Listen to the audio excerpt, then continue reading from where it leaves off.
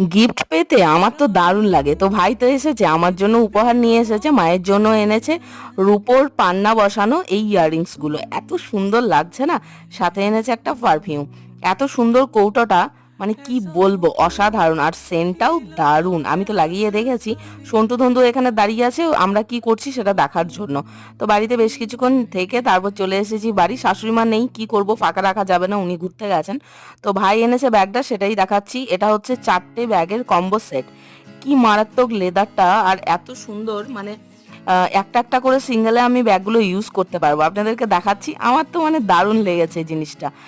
আর এরকম গিফট পেতে কার না ভালো লাগে বলুন তো? আমার তো গিফট পেতে দারুণ লাগে, সেটা যেমনই হোক। আর একটা ছোট পার্স পেয়েছি, সেটা পার্স ঠিক বলা যাবে না, এটিএম বক্স বলা যায়। এটিএম, প্যান কার্ড এগুলো রাখা যাবে। তো গিফট 4টেই রেখে দিচ্ছি খুব সুন্দরভাবে প্যাকিং করে। আর সাথে এই যে টেডিটা আছে না, ছোট্ট মতো, ছোট জিনিস সবসময় দেখতে বেশি সুন্দর লাগে।